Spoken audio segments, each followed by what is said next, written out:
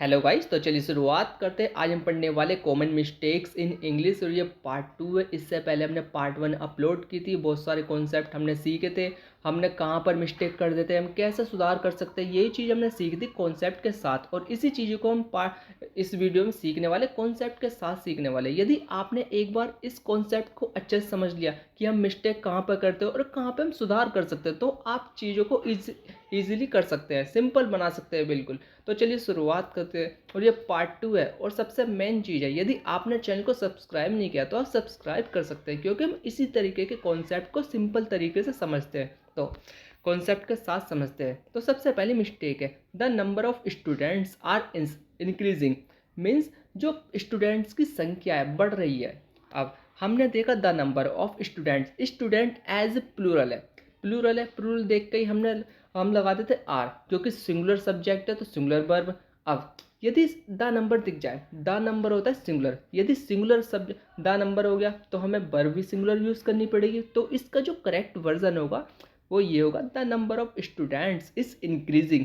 हमें is use करना है। यदि किसी सेंटेंस में द नंबर दिख जाए और उसके बाद जो भी आए, द स्टूडेंट्स या पीपल है, तो उसके जस्ट बाद हमें सिंगुलर वर्ब यूज़ करनी है। सिंगुलर वर्ब यहाँ पे इज यूज़ कर रहे हैं, तो इसका करेक्ट होगा, the number of student is increasing.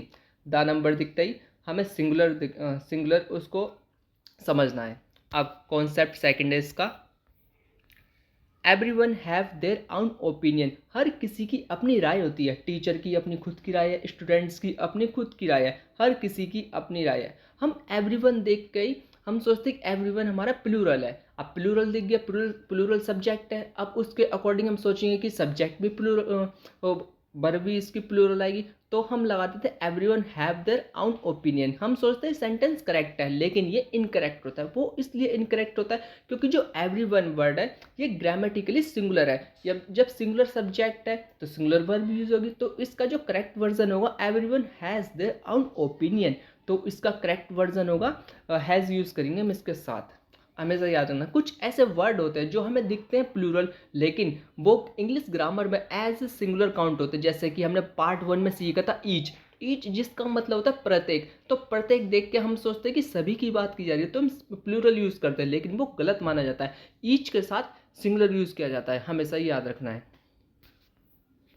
Next concept है हमारा, neither of the answer are correct. Means neither का मतलब होता है दो लोगों के लिए नीदर यूज करते हैं। नीदर जिसका मतलब दोनों में से कोई नहीं, दो व्यक्ति है उनमें से कोई भी नहीं, इसका मतलब होता है। अब जब कोई भी नहीं, तो हम देखते हैं कि इसके साथ हम सिंगुलर यूज करते हैं, क्योंकि neither of the answer are correct, ये जो कि मिस्टेक है, क्योंकि हम नीदर देख के लगता है दो लोगों की बात की जा रही है, हम लगा देते हैं प्लूरल वर्ब, जो कि प्लूरल वर्ब लगाना इनकरेक्ट मान जाता है। क्योंकि neither of the student is correct, ये इसका करेक्ट वर्जन होगा। अभी जैसे कि हमने बताया था नीदर जिसका मतलब है दोनों में से कोई भी नहीं।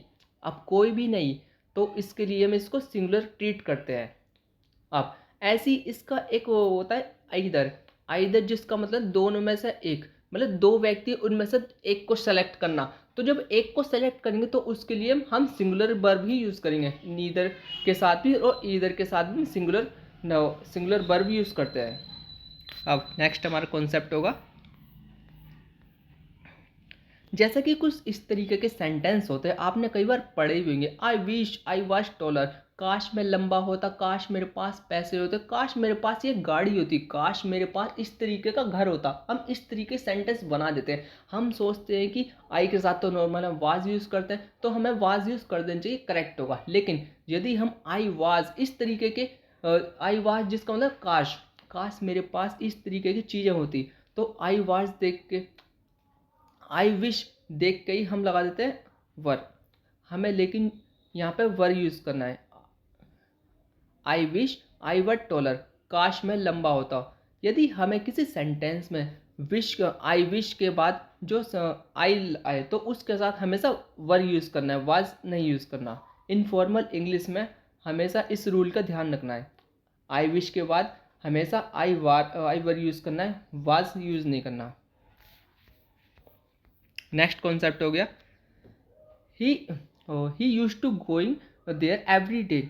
वह यूज टू जो हम यूज़ करते हैं पास्ट हैबिट को दर्शाने के लिए हम यूज टू का प्रयोग करते हैं। वह डेली वहाँ जाया करता था, जाया करता था, जाया करते थे। तो इस तरीके के सेंटेंस बनाने के लिए यदि पास्ट टेंस दिख जाए तो आप समझ जाना use two plus V1 verb की फर्स्ट फॉर्म यूज़ की जाएगी। तो गोइंग नहीं यूज़ किया जाएगा, यहाँ पे वर्ब की फर्स्ट फॉर्म यूज़ करेंगे। इसका करेक्ट वर्जन जो होगा he used to go there every day, वह हर दिन वहाँ जाया करता था। अब नेक्स्ट कॉन्सेप्ट है हमारा आई am going at the market. ये यदि किसी स्थान पर जाने के लिए मूवमेंट मतलब एक स्थान से दूसरे स्थान पर जाने के लिए हमेशा टू का यूज़ किया जाता है, एट का नहीं यूज़ किया जाता। तो इसका करेक्ट वर्जन हो I am going to the market, मैं मार्केट जा रहा हूँ, एट नहीं यूज़ करना।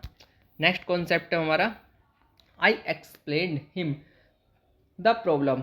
मैं उसको प्रॉब्लम एक्सप्लेन की, ये मिस्टेक है।